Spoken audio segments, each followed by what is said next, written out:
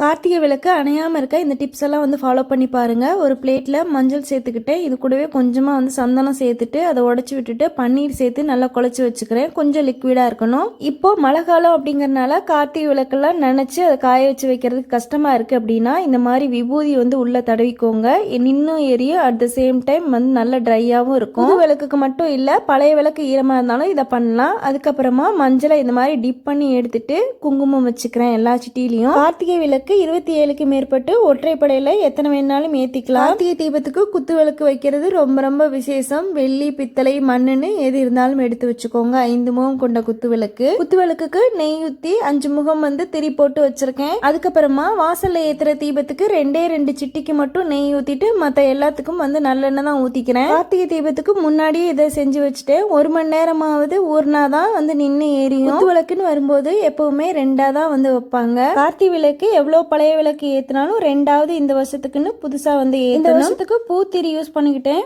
பூத்திரி use பண்றதுனால நின்று எரியுது. அட் த சேம் டைம் சைட்லயும் வந்து கறி பிடிக்காம இருக்கு. கார்த்திகை தீபத்துக்காக 1000 பூத்திரி ஆன்லைன்ல ஆர்டர் போட்டுக்கிட்டேன்.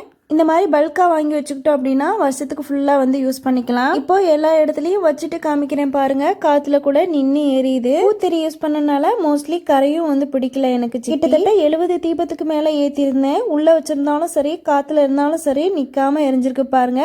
ஒரு 2 மட்டும்தான் எரியல, மற்ற எல்லாமே எரிஞ்சிருக்கு பாருங்க. நீங்களும் இந்த டிப்ஸ் எல்லாம் வந்து ஃபாலோ பண்ணி பாருங்க. செய்கிற வீடியோ ஆல்ரெடி நம்ம சேனலில் இருக்கு. பார்க்காதவங்க போய் பார்த்துக்கோங்க. யூஸ்ஃபுல்லான வீடியோஸ்க்கு நம்ம சேனலை ஃபாலோ பண்ணிக்கோங்க.